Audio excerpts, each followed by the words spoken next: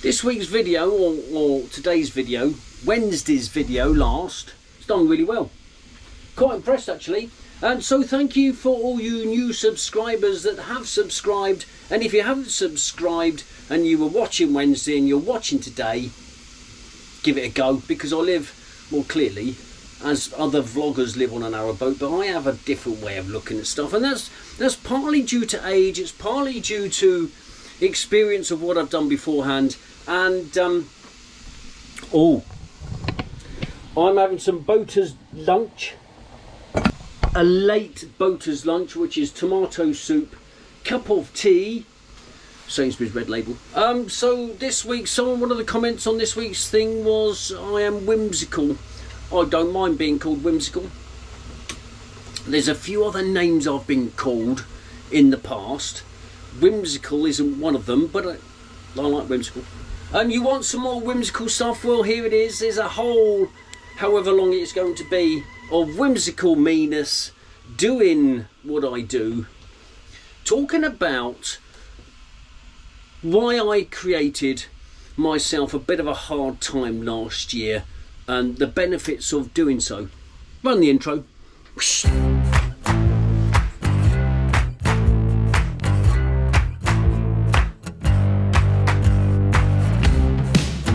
This year, winter hasn't arrived yet. Let's not deny it. It hasn't arrived, but I'm so much happier. I'm more content. I'm aware of how to use the stove, how to keep it alight, the wood, the coal, the dialy bits, and all that sort of stuff. So this is Sandbag Sunday, and this is part of my channel where occasionally I sit down and discuss stuff with you, the viewer, in a more intimate way, and just kind of have a chat, because I like to waffle. I think it's useful waffle, and if you're interested in buying a boat, living on a boat, this is your first winter, then this may be advantageous to you. May. First bit, train hard to fight easy.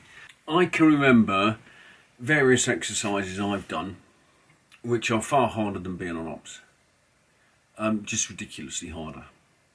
But of course, when you actually go and do some of that operational stuff, you're well prepared. And I think you can argue this is not too dissimilar to boaty life. I think your first winter, everyone I've spoken to, the first winter is always difficult. It's always a bit of a challenge. You don't really know how the boat's going to behave. You don't really know much about the fire. For example, down at Berkey on the Grand, there was a lady in front of me who said to me, "Oh, this is my, we've just bought a boat." I said, "Oh, congratulations." And she said, "What's the winter like?" "Ooh," I said to her. Well, whatever you do in the first winter, you need to fight through it, because it's all about getting to know your stove. And she goes, "Oh." And this refers back to what I was told by a guy called Nick. Take you a year. And also Colin, when we were discussing tourney of the air vents and the slidey things and all the rest of it. So I said to her, whatever stove you've got, learn how to use it. It's going to take a year. Fight through the issues, because after that it gets easier. And it does.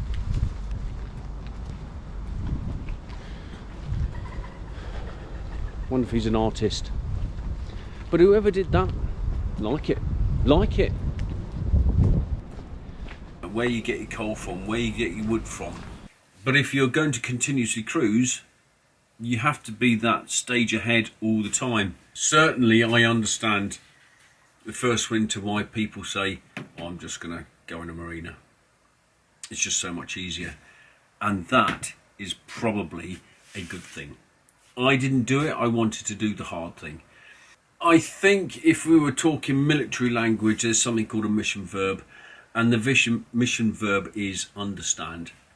I wanted to understand what it's like to live on a boat where I'm trying to work out how much coal I need.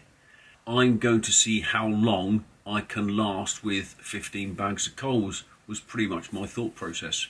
I can remember being on the boat last year, and it's on the vlogs, where I was wearing a t-shirt, a fleece, a light outside jacket and a woolly hat. And that's because it was cold on the boat. Why was it cold on the boat?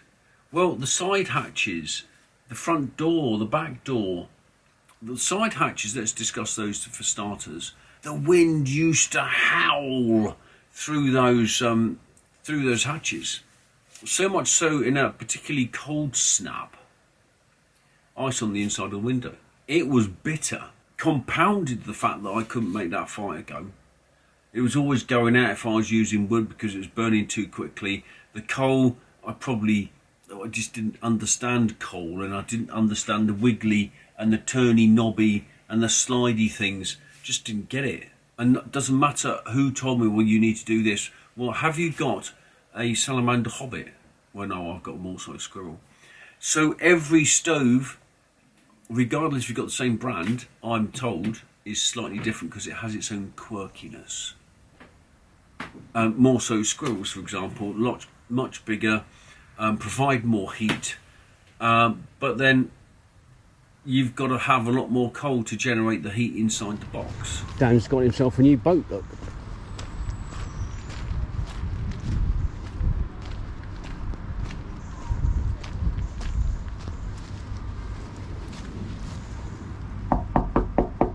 So as you're looking at the scene of the flame going through the fire, your brain's analysing the flow of the air without you really thinking about it. We do that complex maths in our head. So it's because you analyse it when you're looking at a boat passing. You analyse the speed of it, you analyse the flow of the water, you analyse the flow of the wind. You all do that in the back of your head. And it's not really calculating the maths, but you do it, if you know what I mean. I do. It's like, so you're saying running the fire is a maths problem, which is why I was shit, basically. It's kind of a maths problem, but it's a natural maths problem because we're used to it in our brains. Because we're used to looking, we know about fire, we know about airflow, we see it we breathe, don't we? Well, you're an intelligent bloke, Dan. You are. I don't think it's about the intelligence though. I'd say it's the brain doing the analysis, the animal brain at the back, giving you the information about the picture you're seeing to give you hints about it. So correct me if I'm wrong, that's the reptilian brain talking to the neocortex brain, then talking to the limbic brain, or feelings and emotions. Completely complex like that, yes. But it's all down to maths, which I'm not very good at. Oh, well, that's interesting. So it's the movement of air and matter in a space, depending on the heat or the, what is it, Brownian motion and all that stuff that goes on. I can't remember the exact stuff. I like talking to Dan. I learn a lot talking to Dan. All these different variables made me anxious because I wasn't in control. Being a military bloke, you can understand that I like to be in control. I like to be in charge. I don't mind not being in charge. I wasn't in charge of the boat. I think the boat was in charge of me. And I needed to understand stuff. Steep learning curve. It was steep. So by fixing the side hatches, well, I put draft excluders on the side hatches. I put draft excluders on the front doors. In the front doors, there was 2 air vents, the size of 4x2. You try and heat any space with 2 gaps that size in your front door, you cannot heat anything up. It's just the wind howling in there. It's too cold. So cratch covers, I get it. If you want a cratch cover to keep the wind out, get it. I don't want one. So what I've done was plug the hole with 4x2. Not quite 4x2, 4x1.5. So there's a little bit of air coming in. And when the boat gets its BSS, I'll take those bits of wood out.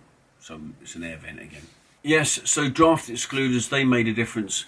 The hood, I've spoken long and hard about the hood. I'm not going to go on about it, but I keep the back doors open now, and all the air, paid for air, when I keep the back doors open, I can generate a bit of heat in that in that hood, because it's a drying room, it's a wet room, it's a boot room, it's a store room, it's an everything type of room. I keep my coal in there, so in the depths of winter I don't actually have to brave the outdoors or lose the heat. Winter time, that stove of course dries my clothes. I put them on hangers on the and they just hang up, and they dry overnight. It's great. So those are small little incremental gains that I've understood and worked out, because it takes time to live on a boat and understand the boat. I spoke to Peter at Weedon. How many bags of coal do you use? And if my mind is correct, I think he said 40 will be a average. He says when the fire goes on, it stays on until it goes off in about April time. So let's say, let's do some sums. 40 bags times 20 quid, 800 quid.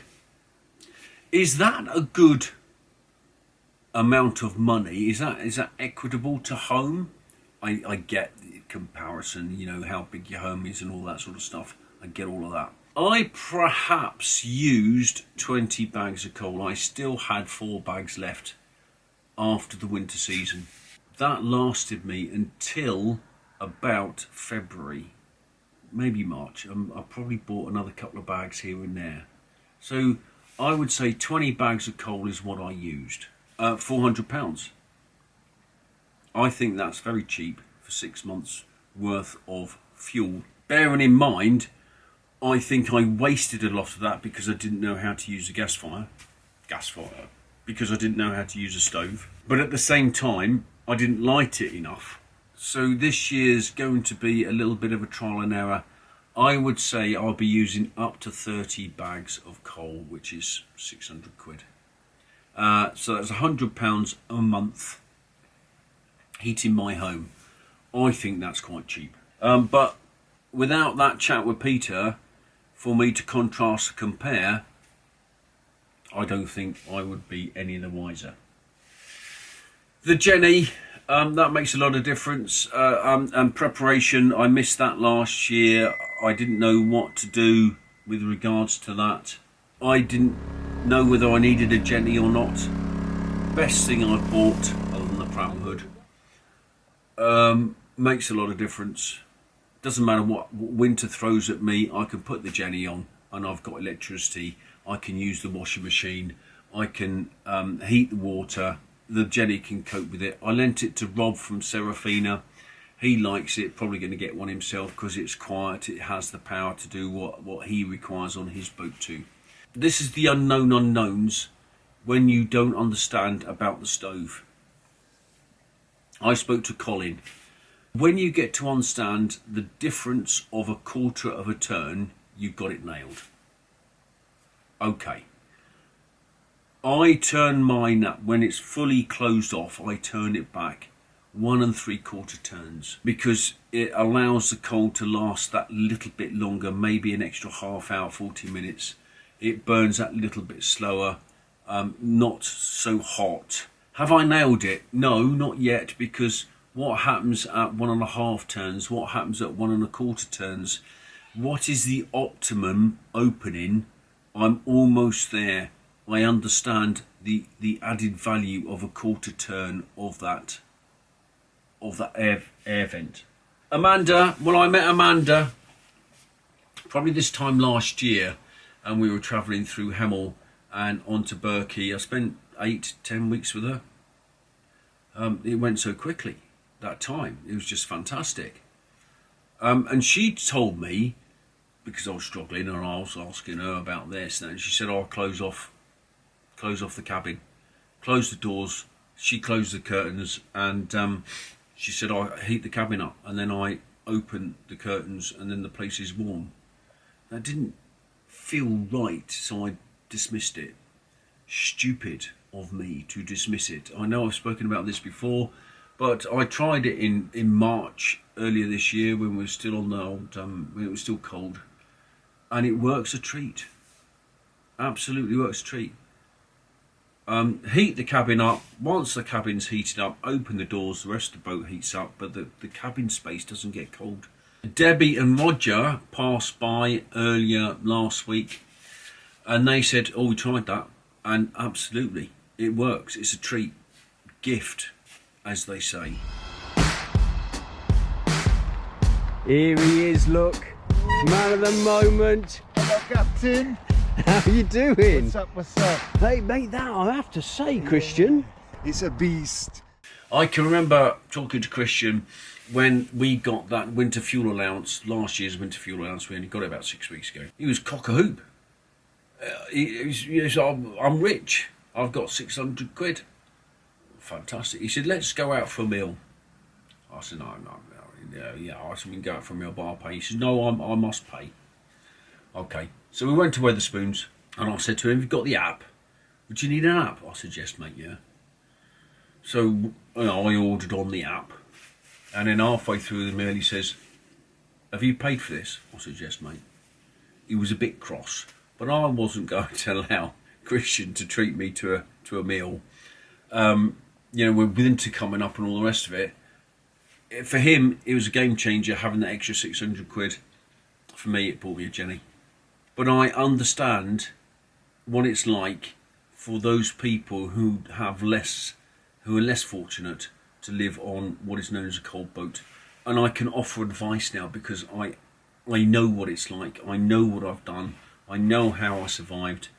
And I just think it was a great experience. Because every year here on after, here was a great year, that I'm not worried about it. Live hard, live easier from there on afterwards. Boxes on the roof. That's like that film title, Fiddler on the Roof. So boxes on the roof came from a guy I met when I was at Stoke Bruin. I got it straight away, didn't need to ask him. And I thought that's a good idea. Anyway, I met him further down the canal, and I went to his boat for an evening, and we talked stuff. Now, in military terms, I think once you're good at soldering, let's put it so we all understand. Let's put it in something into a context. I think there's various parts of soldering which depends on whether you're a part-timer, a full-timer, how much experience you've got. Does depend on your ability of competency and all that sort of stuff. So let's say my competency level was bottom end Premier League. And you get other regiments which are more specialised and more special, and they're sort of Premier League, depending on how good they are, and they flip to the middle order. And then you get those who are Premier League, Gustin Champions League, who do some other stuff, and that's what he was. So we exchanged experiences. His were a lot better than mine. I just had to keep my mouth shut and just listen to him spin a yarn or two. Great stuff. But I got the boxy idea from him, but I am mindful that being plastic, the sun can get hold of the raised thing does damage the plastic. So I need to get rid of those boxes in the summertime. So as I use them, I've got to store them somewhere. Don't know yet, but I'll find somewhere, no doubt.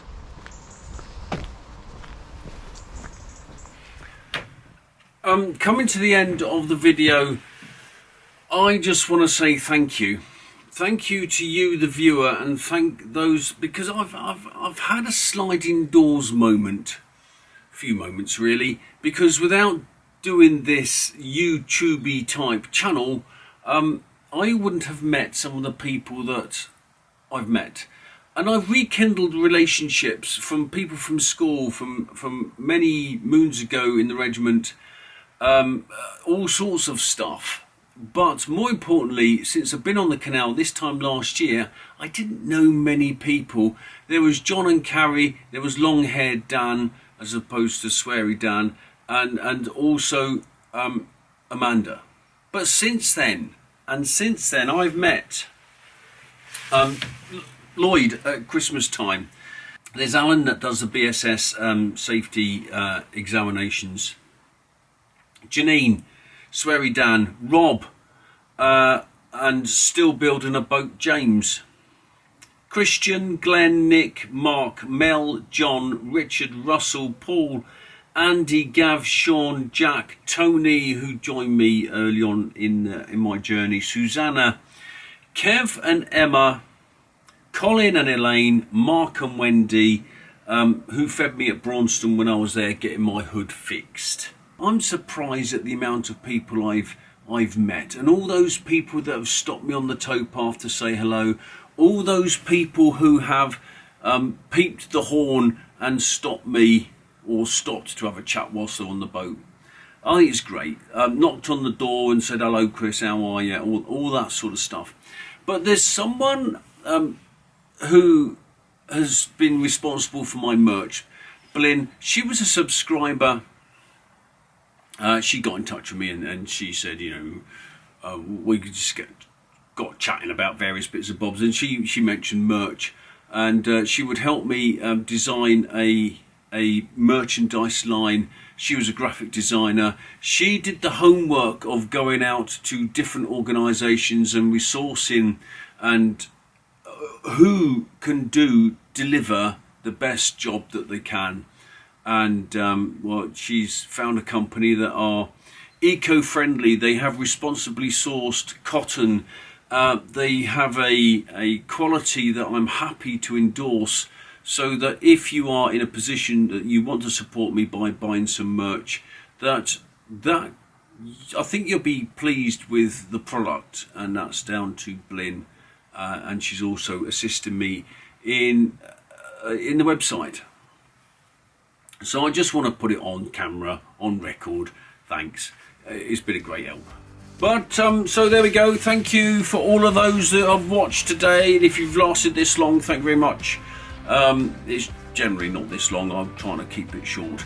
But these are Sandbag Sundays, different format, boaty stuff, more on a Wednesday. But this is to do with boating, and this is to do with why I think this year's going to be better than next year as far as winter's concerned. So until then, thanks for watching, thanks for liking, thanks for subscribing. Those of you that have subscribed, and if you haven't subscribed, give it a go, because I talk about stuff and I'm a waffler and stuff. So until next week, and which I've got to start editing because I don't know what I'm going to do. Tell a story or two along with some boaty stuff. Until then, ciao papa.